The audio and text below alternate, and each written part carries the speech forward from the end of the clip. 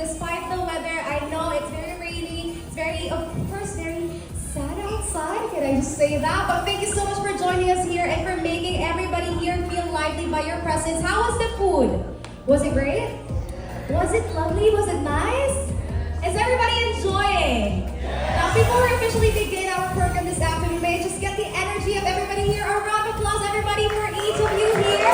Thank you so much for joining us. I love everybody's energy. I love everybody's presence this afternoon. Once again, hello and welcome to the official media launch of the newest Netflix film, Ganito, Ganyan, Ganoon. I know you have seen the trailer. I'd like to get the feels of everybody. How was the trailer for you guys? One word to describe it. Anybody?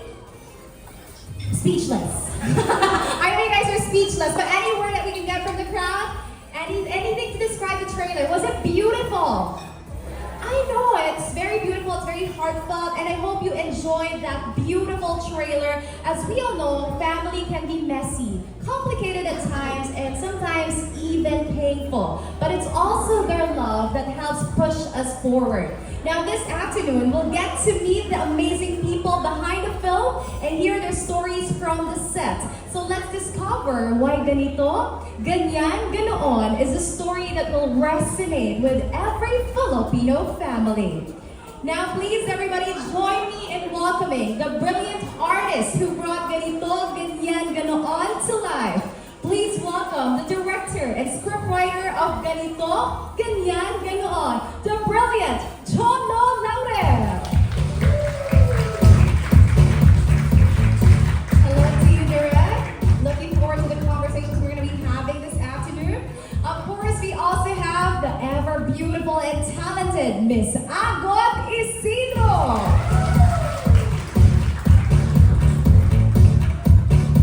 Good afternoon, Miss Agot.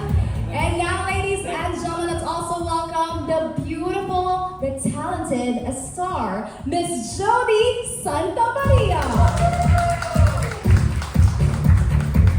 Good afternoon. Of course, let's give a warm round of applause to the cast of Ganito, Ganyan, Ganoon, together with the director, Cholo Laurel. Good afternoon. You may now take your seats. Of course, we'd like to invite everybody to take their seats as well. Thank you so much for welcoming our cast this afternoon. Before we officially begin the interviews and the questions to everybody here, I'd like to ask our cast first and of course our director, would you guys like to say hello? Any welcoming remarks to everybody who have joined us here this afternoon? Miss Jody, ikaw na agad. Napas to me.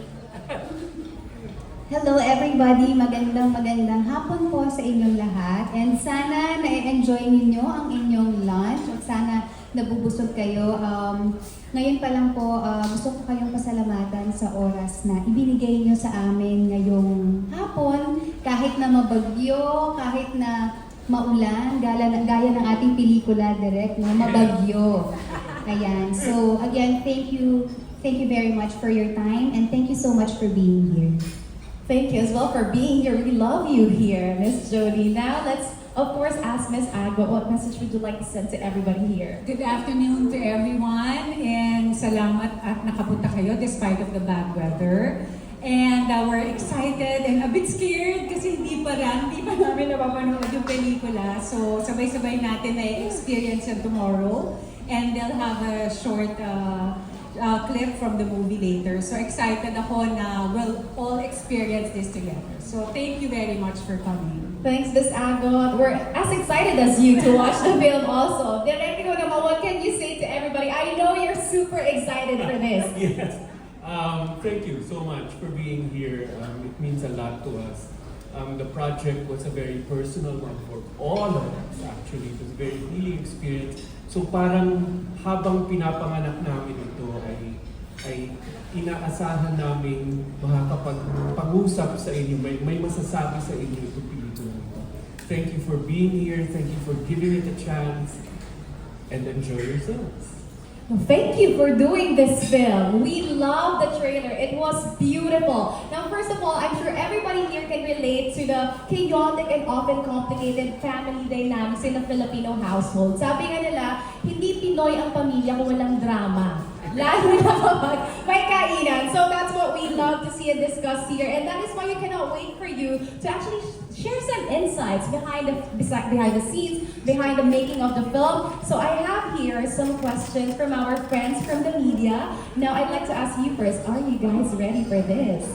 Let's go. Are we ready for this? I think so. Andito na to. Bring it on. Bring it on! Alright, let's begin. So we have here first for Direk, dahil ikaw din naman talaga ang nagsulat nito. It's from your brilliant mind, it's your brilliant idea. I'd like to ask you this. What first drew you to this story? And why did you feel that it was important to tell this now?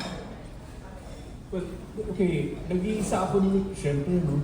Nag-iisa ako nung sinulat ko nung una ito. Tapos, it was inspired by the life of someone very close to me. That I watched a death happening, and I watched relationships that were wounded heal. And I keenly observed all of that happened, and it was so inspiring, and it taught me so much about healing that it healed me as well. So I said, yung ganung klaseng healing hindi pwedeng itago. So kailangan sabihin yung masabi yun sa iba sa pamamagitan ng story. So I started writing. It took about 2 years to write because I'm not a writer. I had to collaborate with other younger people to try to bring the freshness of the material. And that's it. I was inspired by someone's life, by people, by characters who dealt with the situation.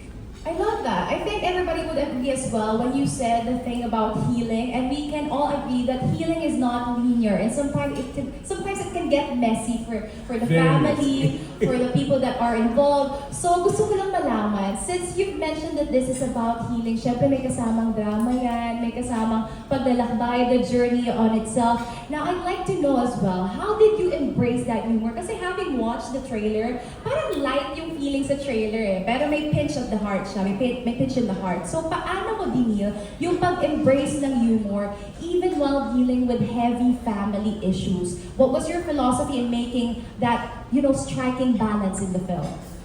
Well, for drama to be effective, it has to be humorous. It has to be funny.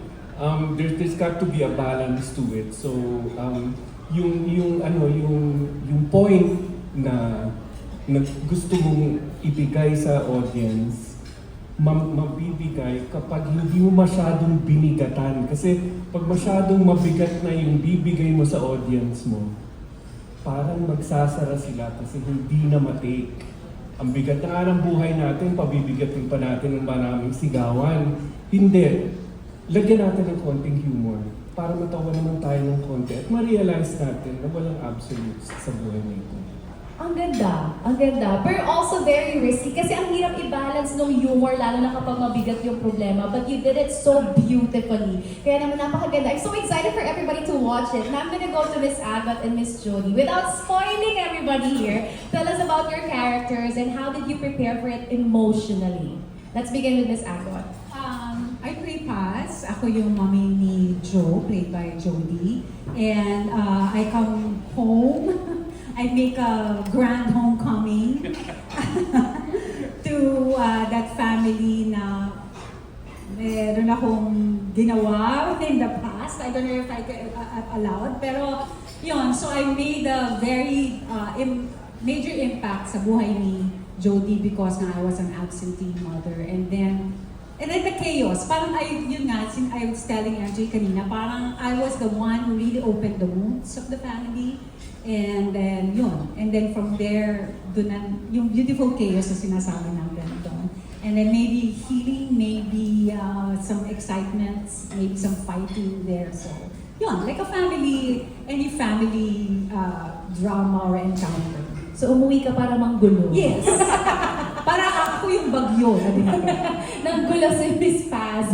Now, let's move on to Miss Jody. Miss Jody, tell us about your character. Sino ka dito and paano ka nag-prepare for this character? Okay. Ang character ko dito ay si Joe. Anak ako ni Paz. So, ako yung bata na sabi natin inabandona niya for 20 years. So, si Jo ay isang writer. Mataas ang pangarap niya sa buhay. She's hyper-independent. And she knows na marami siyang kailangan mga bagay na i-deal sa sarili niya. So, meron siyang isang therapist na... wait lang, okay. Meron siyang therapist. Malalaman niyo kung sino ang therapist na ito at kung bakit kami natatawa. Meron siyang therapist na tumulong sa kanya. And just when she thought na she had it all together, she had it figured out, yung plans niya, yung dreams niya, biglang dumating ang isang storm sa buhay niya, sa katauhan ni In Paz. the name of Paz. Yes, tulad nga ng sabi mo, yung nanggulo, umuwi para manggulo. So, yun. So, doon magsa-start yung panibagong journey ng buhay ni Jo. Paano siya ngayon mabubuhay sa presensya ng isang tao na kilala niya bilang ina, pero para sa kanya, hindi naman nagpakaina. Ang bigat nun. Pero gusto na natin i-lighten up yung mood, no? Kasi parang medyo may difference tayo dun sa pagbanggit. Sorry naman. Pero tama, ang ganda ng pagkakalatag ng karakter. Pero may gusto lang po ako linawin. For Miss Jody, it's Jo. But for Miss Agot, it's Joe. Joanne. Joanne. We love that. I feel like you guys are gonna relate to the reference later and we're so excited about that. So, bago natin himayin pa yung storya, punta muna tayo kay Direk Cholo. Direk Cholo, para sa iyo ang tanong na to. So, during the next on Netflix event last February, you mentioned that ganito, ganyan, ganoon, found the perfect home on Netflix because of the platform's courage to tell this story, which allowed you to stay faithful to your vision. Now, looking back, what has this partnership taught you about your craft as a filmmaker, and how has it shaped the way you approach storytelling today? Naku, dami ko natutunan dito. I did learn a lot. I mean, even if I will say, okay, I thought I knew everything, but dami ko natutunan kay Luis, kay Bene, at saka sa pagtrabaho with Netflix people. Particularly in terms of being sensitive to the needs of the audience. Although, I mean, humility was one of the things that I had to learn, and I had to be able to, I had to cut out some scenes. In the editing, it was sort of like grueling because there were some scenes that I did not want to let go of, but I had to let go. But then I had to respect their point, and I saw their point. They were making a point, and so in the end, when I saw the whole film locked already, I said, "Tama sila," and I learned.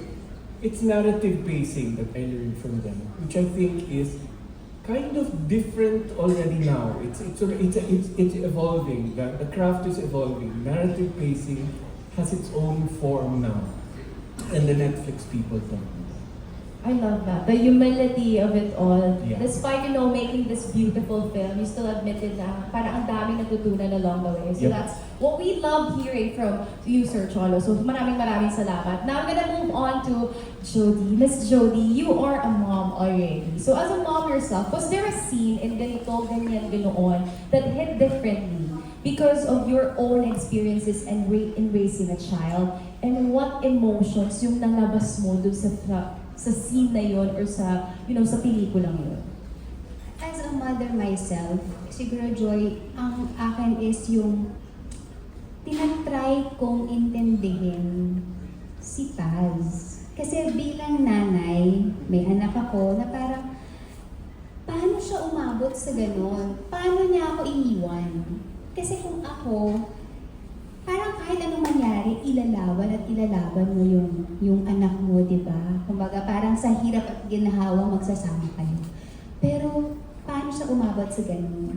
And ako naman, parang bilang anak din naman ako, kung sa akin nangyari to in real life, paano ko siya gagawin? Sa totoo lang, hindi ko rin talaga alam.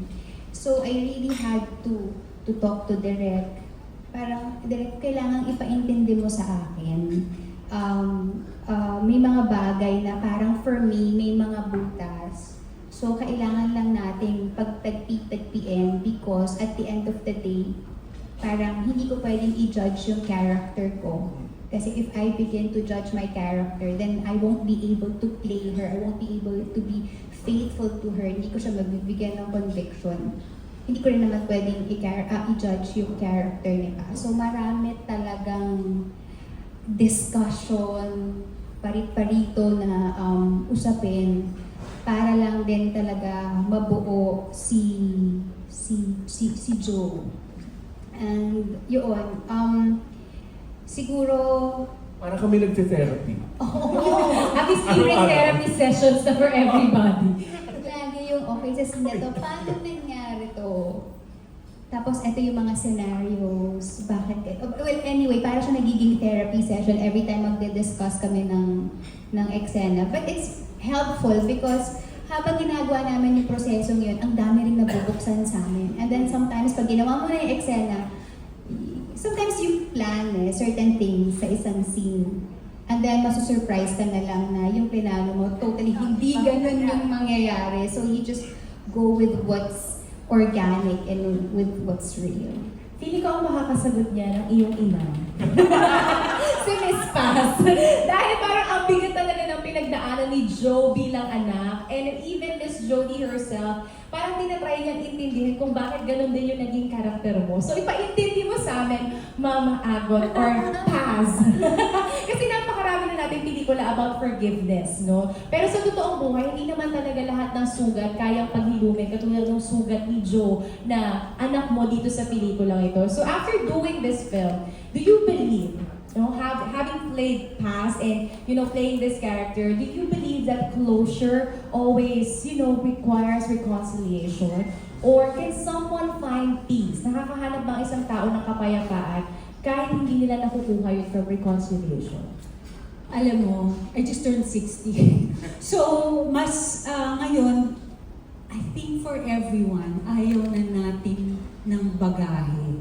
So, yung tipong, yung forgiveness na ine-expect, sometimes we expect not the forgiveness, for the apology. Diba? For us to forgive that person needs to apologize to us. Pero habang tumatanda ka, ayaw mo na ng mga bagahe sa buhay. And naiisip mo na, the healing and the forgiveness happens sa sarili. It's not from the other person. The person does not have to ask or does not have to apologize. It's really an inner work. So, siguro with what happened to the two, meron kasing may blame. May blame na nangyari sa kanya, may blame na nangyari kay Paz. That eventually, parang nag-agree sila at some point na hindi kailangan pinag-uusapan. Diba? It was not talked about, but it was sort of inaccept na because we are family, we are mother-daughter. Hindi yung, and then nakita niya yung point ko, nakita ko rin yung point niya. So in the end, and then of course there's this illness na looming over us, diba? We know that there's a finality, diba, to the whole situation. So meron kaming ganon. It's an inner work for her, an inner work for me. So more than anything, it does not come from the other person, but it really comes from yourself. Grabe, no? From those two questions, nakita na natin yung emotions ng dalawa nating cast natin. So, ang sisihin po natin para sa question kay Miss Jody is si Miss Nish Joshua. Siya po ang nagtanong nun. At yung question naman na nagpa-emotional kay Miss Agot ay galing po sa TV5. So, kasalanan niyo po bakit ngayon emotional po ang ating mga karakter dito sa harap. But those were beautiful questions. Talaga na-bring out natin yung essence ng pelikula, yung essence ng storya. So, babalik ako sa'yo, Cholo. Para naman makompose ni Miss Jody and ni Miss Agot yung sarili nila. Gusto ko lang malaman, dahil sobrang dami na din talagang movies about Filipino families. So, from Mega Asia, ang tanong na to, what do you think this film adds to the conversation? Mahirap din yung tanong ng Mega Asia. it prescribes that we have to resort to proper communication. Kasi kaya nga natin tinawag na ganito, ganyan, ganun. Napansin nyo kapag hindi na natin alam kung ano sasabihin natin, o kapag ayaw natin sabihin, gusto natin talagang dapat sabihin, sinasabi natin, yung ganyan, ganito, ganun. Kasi hindi natin mailabas. It requires only that you talk, that you expose the wounds, that you yank them open and you expose them to the air so that you can start healing. And then another thing that makes it different is the film or the story does not prescribe anything except that. It will not prescribe you to forgive, it will not prescribe you that this is good, that is bad, go here, go there. No. It just tells you, this is the Filipino family, these are what relationships are like. You decide. Ang ganda nun. Kasi diba it's common to the Filipino families na kapag nag-describe tayo ng bagay lagi, yung ano, yung ganito, yung ganyan, ganoon. But somehow you arrive to a certain point of understanding. And I think that's the essence and the beauty of the film. So thank you. Ang ganda ng pagkaka-point out nung ganito, ganyan, ganoon. Kasi I'm sure a lot of you here are wondering, bakit ganun yung title niya? And now it all makes sense. So thank you for that. Kaya babalik na ako sa emotional na character natin dito. So yun naman po, Miss Jody. So this is a question from Blake Salcedo. I know you've mentioned earlier that after all the scenes, after nyo i-take yung mga scenes, nagkakaroon kayo na parang debriefing, para kayo may therapy sessions. Now, Blake Salcedo is asking, was there anything that helped develop your process into getting into your character and her story? Ano yung proseso? Paano ka nakarating sa ganung punto ng pagkakaintindi sa karakter mo? Sa akin kasi, it's both personal and also with the help of my director. Personal because I think si Joe and si Jody share one thing. I grew up not knowing who my father was. So, yung abandonment and rejection issues na nararamdaman ni Joe, super gets ko yun. Yung ilan sa mga coping mechanisms na makikita mo na ginawa niya sa film, yung pagiging achiever niya, yung pagiging hyper-independent niya, super nakaka-relate ako doon. But then, si Joe ay hindi si Jody, at si Jody ay hindi si Joe. So, doon pumapasok yung guidance ni Direk na paano mo natin gusto tong gawin? Anong direksyon natin to dadalhin? So, yeah, kung nasagot yung question. Nasagot naman. Pero parang nahirapan kami dun sa proseso mo na paghiwalayin yung Joe sa Jody, lalo na ang laki ng area for relatability dun sa karakter o dun sa piniplay mong role. Yes, kasi parang normally, di ba, parang when you have, let's say, abandonment and rejection wounds, ang tendency mo talaga is meron kang tendency to please people magpi-people please ka. But with Joe kasi, ang nangyari, yung with Paz, nung bumalik siya, yung talagang horrified siya. Parang everything was just so traumatic na hindi niya kayang mahawakan, hindi niya matignan, hindi niya malapitan. So, kung bibigyan ka ng scenario A and scenario B, kung si Jody is nasa scenario A, si Joe is nasa scenario B. Ganon siya. So, ganon namin siya hiniwalay. Ganon ka-conflicting talaga yung decision-making dun sa storya. Yes. Oh my God. Makes us more, curious about the film. Pero since binanggit mo naman na kapag meron kang abandonment issues, may tendency na maging people pleaser ka. Gusto ko lang malaman, may mga people pleaser po ba dito? At least alam ko na yung mga issues nyo. Basta nag-system yan. Na-judge ko na kayo. Pero syempre, ito ang isa nating i-judge dito. Kasi yung pagkaka-describe sa character ni Joe, parang ang lalim-lalim ng sugat talaga niya. So, Miss Paz, Miss Agak, sa'yo ang tanong na to. And this one is from Chedi Grace. So, Paz made choices that some people may not understand. Sabi mo kanina sa siyang absentee mother na nag-decide na lang na umuwi at manggulo ng isang pamilya na okay na, tanggap na namin na wala ka, tapos bumalik ka. So, how did you prepare to play her part and help viewers understand where Paz is coming from? Alam mo, wala namang tao na simple or one-dimensional, di ba? It's always very complex. Lahat ng tao, I guess that's what makes them different. And then for Paz, it's what makes her difficult. Di ba? Yung complexity niya.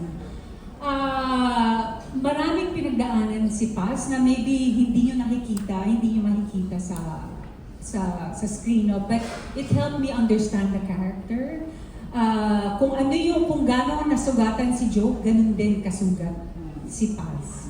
So it's hurting people. So, yun yung hugot ko from Paz. As for Pegs, hindi lang isang tao, marami siya. Maraming complex na tao ang tinignan ko at inaral ko to arrive at the character.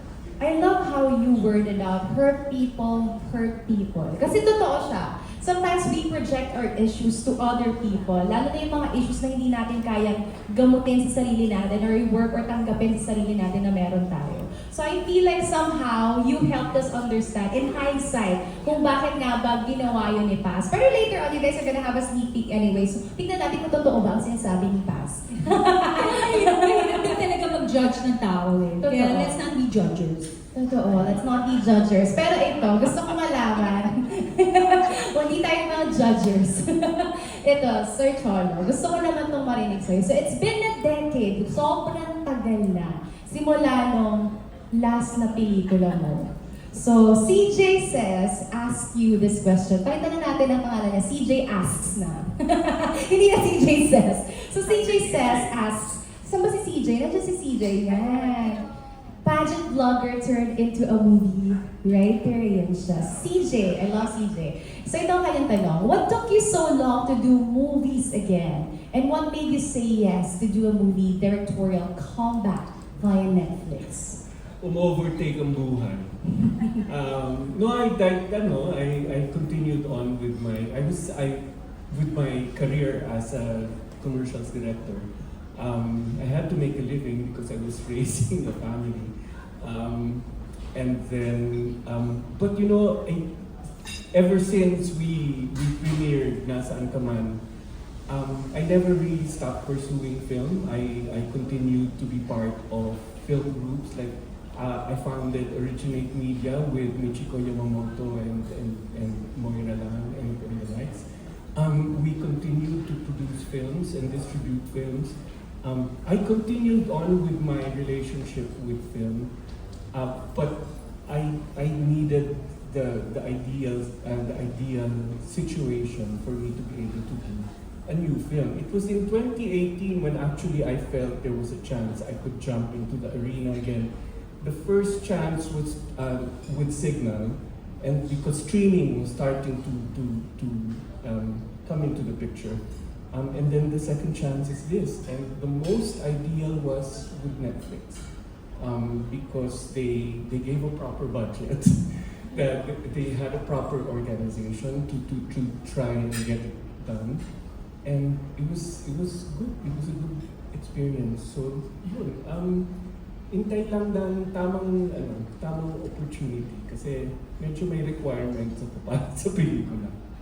Mataas ang standards ng isang Cholo Loren. Pero narinig nyo naman ang keywords, proper budget for Netflix. I think we can all agree to that. Look at what you're eating, guys, now, di ba? Parang in the venue, parang lahat naman talaga pinapahalagahan. The artists, of course, the visitors, everybody is actually instrumental in making this film a success. They are being valued by Netflix. So, I love that about them. I love working with them. Kaya naman, gusto kong balikan yung sinabi mo kanina about this film. So, this is a Netflix film, guys.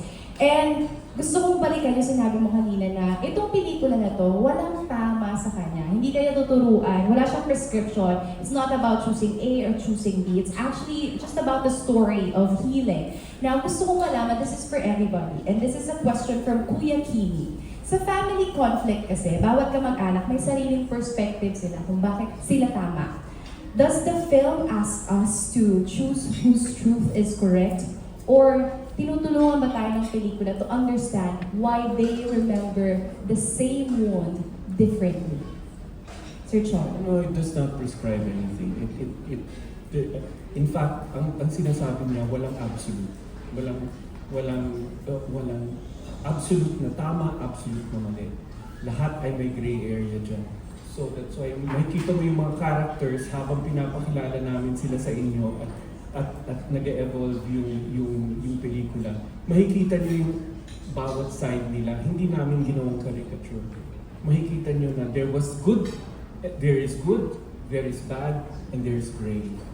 And then you piece together why is this all happening? Because nga, nothing is absolute. Lahat tayo ay tao lamang. Tama yan. Pero I love how you actually worded that out na lahat tayo may pinanggagalingan. Lahat tayo, tingin natin tayo ay tama because we came from, of course, even if it's the same scenario, different wound pa rin kasi siya for each of us. Kaya feeling ko perfect din tong question to kay Miss Jo. Since you can relate to the character of Jo, but also not relate to her entirely. Ikaw naman, how would you make people understand why people have the tendency to have the same wound pero they remember it differently, lalo na sa isang family setting? Siguro depende kung ano yung interpretation mo doon sa mga events na nangyari sa life mo. It would depend on the kind of environment that you had growing up. Diba? Yung tinatawag natin na yung schema of things, it's your interpretation. Paano mo tinitignan? Ano yung understanding mo nung sitwasyon? Kasi pwedeng one given situation, pero tayong apat na nandito, iba-iba yung effect sa atin. Iba-iba yung interpretation natin depending on the experiences we had in the present moment and we had during the times na mas bata tayo or during our childhood, ganyan. So, to answer the question then, I feel like depende sa audience eh. Tama si Direk. Walang absolute. Hindi ito magpe-prescribe ng anything. Pero ikaw, as a viewer, paano siya magsispeak sa'yo? Kumbaga, paano ka makaka-relate doon sa kay Joe, sa character ni Paz? Or ikaw ba si Tito Pico, yung isang character? So, it's just a matter of kaninong storya ka sino mas naiintindihan mo kasi sino yung mas malapit sa storya mo or sa storya ng pamilya mo. So, tingnan natin kung kanino kayo mahahatak na story dito, kung kaninong persona kayo mas makaka-relate. Pero gusto ko naman marinig kay Miss Agot, dahil ikaw si Paz dito, and you mentioned that she is a very complex character. But that is actually what makes her human. Gusto ko rin namang marinig sa'yo, paano mo naman ipapaintindi sa mga tao that people heal differently? Even if they have experienced the same pain, iba-iba yung way natin of coping, healing, and of course, understanding of things. Like what Judy and Direk Cholo said, no? Parang we are all different human beings. Eh? We come from different backgrounds, our environment are different. So talagang iba yung experiences natin. And the way at looking things, maybe present tayo na ito yung sitwasyon. We all look at it differently. We all experience it differently. But that doesn't mean na mali yung ito, mali yung sa kanya, tama yung sa akin. Lahat yan valid because it comes from a place na yung experiential yan eh. Depende sa atin. It's a very personal experience. So, sa akin, hindi pwede yung tama yan o dito ko pupunta dahil tama yan kasi hindi eh. It's valid. All of those experiences are valid because it happened. And so, yun talaga. Yung sa akin parang makaka-relate kayo because I'm sure the characters here are also different. And all different din ng mga pinanggalingan. Meron si Tita Abby na siya yung mayora dun sa barangay na yan. Yung gano'n. So iba yan from Paz who's 20 years America, yung gano'n, di ba? So these are different points of view looking into one situation and having different experiences. It's actually very commendable kung paano kayo naging Paz naging Joe, kung paano kayo naging karakter nyo doon sa pelikula. So, ito naman, gusto ko malaman, kasi very na-imbibe nyo yung karakter, na-imbibe nyo yung mga story ng kanya-kanyang role na plinay ninyo. So, ang tanong ko ay parang kay Sir Cholo. Paano nyo naman po, paano kayo nag-come up to this decision? Then this question is from O.O. Leo. So, you have paired Miss Jody Santa Maria and Agot Isidro and Miss Agot. And they have created an instant acting tour de force. So what was your approach in directing their dynamic to make their 27-year rift feel tangible on screen? Kasi ang tagal eh. So, inabando na siya ni Paz, si Joy, inabando na siya for more than 20 years. Paano mo pinakita yun sa pelikula na hindi nakikita ng mga tao na, hindi naman totoo eh. But when I saw that, I felt the emotions. I felt the reality of it. So, how did you do that? How did I direct them? Yes. Wala, iniwan ko lang. You trusted them, basically. I just, I've learned a lesson from doing a lot of other past things with other great actors also, that you have to give them the leeway to be malleable. Yung para yung sila mismo ang hahawak dun sa clay nung character, sila mismo ang magpoporma kung ano talaga yung character nila. Kaya lang, bago nila magawa yan ng maayos, kailangan mong upuan with them na ganito ang gusto nating ipalabas na human being. Dito siya nanggagaling. Ito yung kanyang takot sa buhay. Ito yung kanyang sugat na napakalalim. At gusto niya marating ito. So, we, oh my God, debated, discussed separately. Kung minsan nasa set kami, gaganyanin ako ni Jody or ni ano, mali ito, ganyan. So I would stop the whole shoot and I would say, okay, I will not ignore because I'm not an absolute. I'm never absolutely right. But I will sit down and I will stop the shoot, blessing may EGL dyan. I will sit down and okay, tell me, why is this wrong? And when I get the point, I will let them do it. And believe me, if that's your approach in directing, you let them be the human beings that you envision, magic comes out. Inspiring. Grabe, ang ganda ng pagkakalatag ng pagkaka-explain mo. Pero let's disregard lang po yung about dun sa EGL, no? That was just for the sake of the narrative, we followed. Yes? Good practice nga yun. We followed, Super, the letter. Oo. The letter.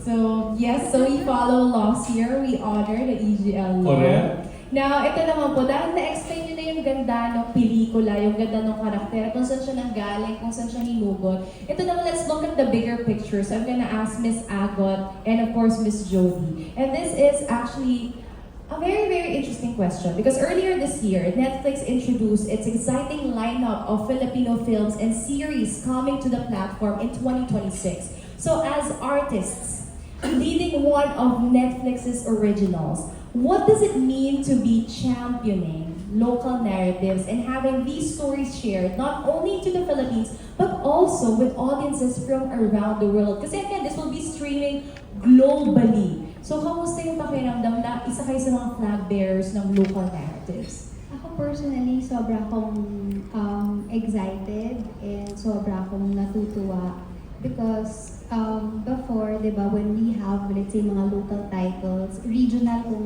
kung ipalabas sila. But now, it will be streamed globally. So, more and more people will get to see parang what Filipinos can do in terms of filmmaking, in terms of yung showcasing also Filipino talent. And because before, tayo yung karaniwang pinapasok ng mga foreign series or films. So we get a glimpse of what their culture is like through the films that we get to see. But now, they get to see us, the Filipino people, a glimpse into our culture, who we are as a people and as a nation, and yung great talents na meron tayo. It's actually a perfect time to be proud to be Filipino. I mean, we should all be proud of being Filipino. Pero isa to sa mga panahon na parang makapasabi ka na lang, thank God for Philippine cinema. Thank God for Netflix for bringing this talent of Filipinos to the rest of the world. Because napakaganda, napakarami nating talento na hindi natin na ipapakita because we're restricted in showing it to, of course, local lang or regional showcases lang. So with this one, we'll be able to show it to the world. And that's something that we should be proud about. Kaya gusto ko rin marinig how proud you are of this moment, Miss Agot. Kamusta ang pakiramdam that we're gonna be streaming this globally? Excited, scared, honored actually. Kasi nga, di ba, now the whole world will get to see Filipino talent. And we were talking about traveling kanina, that how it opens one's mind. So now, parang ngayon, dinadala natin yung Filipino culture and our everything, creativity, everything. Parang pinapakita natin sa buong mundo what we can do, what we are all about as a nationality, yung lahat yon, the creativity, our stories, and the people behind it. For me, parang it's about time that the whole world will see what we can do. Di ba kasi ngayon panay viral videos lang ng mga Pinoy ang nakikita nila. But now we have a story, and it's a very kumbaga universal lang storya natin. It's about family, it's about love, it's about forgiveness, it's about a community. And then we're also proud to showcase Marinduque, diba? Through the film. Kasi talagang dito makikita mo yung ganda ng Pilipinas.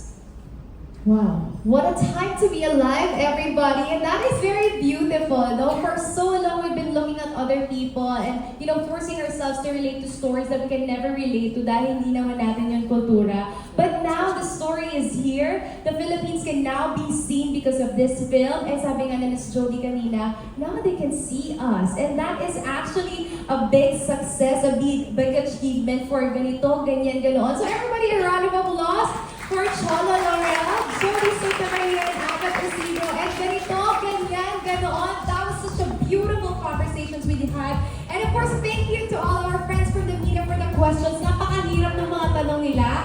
It was very emotional, but something that is right to ask our, our guests here and casts here. Dahil nalabas talaga natin kung ano yung essence ng pelikula at ng storya. Now, of course, we'd like to invite everybody, before everybody gets to experience this beautiful story on Netflix, we have actually prepared an exclusive first look at the movie